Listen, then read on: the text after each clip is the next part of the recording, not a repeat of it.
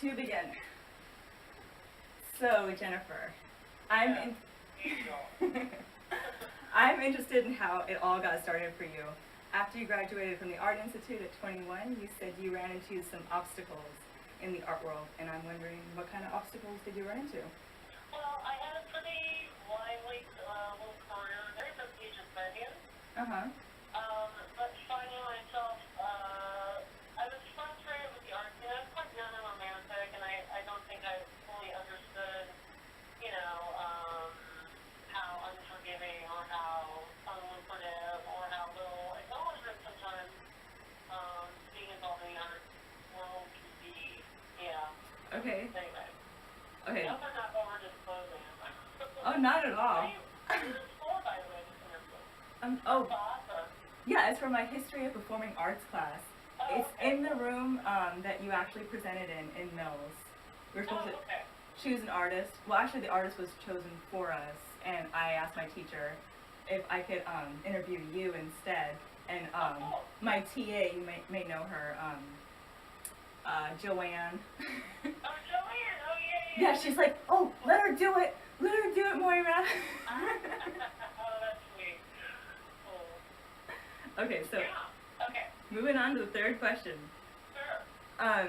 Okay, in your work, such as the jump rope sweat collection piece, you incorporated some of your S&M knowledge, but the resulting product, work of art completely transcended that culture. And I'm wondering, how is it that you balance, both sides, art and S&M, so that we, your audience, are left with something beautiful and not, something else? I often have some piece of content in my work, some kind of visual signifier that is pretty strong and probably something you could look at and have a very quick association. So I often do use loaded subject matter in my work. Like, I'm kind of obsessed with this idea of taking something very loaded and then draining all the loadedness out of it through some kind of formal operation. For me, there's something really wonderfully circular about your performances. I don't always see a clear beginning, nor do I see an end, because you incorporate the preparation and the cleanup, which I find really interesting. But I'm wondering why you choose to include those things when most artists, choose to skip it. Yeah, there's like this climax, and sometimes people will even applaud, but then the piece isn't actually over. Yeah. Which I kind of like that idea of like a letdown for the audience, like, I guess that wasn't like, the money shot there. That was just, I don't know, I kind of like not letting the audience off the hook like that.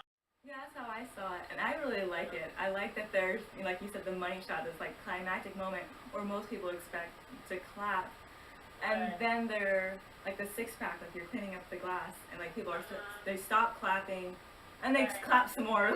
Yeah, exactly. Sort of like also almost like disciplining the audience against a theatrical climate. Like I really like that disappointment of like, the woo moment, but then it's actually not a woo moment. This is just part of it. There's other parts that happen afterwards. There's other woo moments. Yeah, it's not really even a woo moment. It's almost like there's not really any woo. You thought you saw woo? We're speaking this really intellectual term. You thought you saw woo, but no, I'm going to take it from you. I really, really think that maybe not letting the audience have that release is a really good thing. I think so too.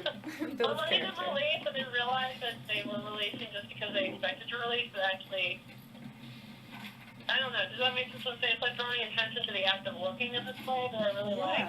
I think it draws attention to the act of watching. They kind of... Yeah, and that, yes, exactly. They look at themselves. Oh, shucks, thank you. Yeah, good job again. Good Lord, you're a natural angel. Oh, shucks. Okay. So earlier this year, you did a show for Yerba Buena and the Room for Big Ideas, where you invited people to participate in your work. You went over to their house and shot it, and I'm wondering if you're ever going to do anything like that again. Well, no, I actually really enjoyed that piece, and it was sort of like, I felt like I was kind of, I don't know, this doesn't make any sense in some ways, but it makes perfect sense in other ways. In a way, I almost felt like I was going back to the way I used to work when I was younger, which was a lot more free. It's just great because I got to really loosen up and just do these very simple gestural actions, and I really liked it. And the people I worked with were so awesome. And since you said you're gonna do it again, you know, I would be okay with it. I would. Oh, well, thank you. I would sign up for it in hopes that I would be a part of your work in the future. Well, if you want to send me an email specifically about this, I'll put you in the file with the people. I have a little file on my email. If you send me a specific email, I'll stick you in the group. Oh, thank you. If I read your email, I'll let you know. Sweet. Thank you so much. Sure. Okay, so our last question. Are you working on anything right now? And if so, would you tell me a little bit about it, please?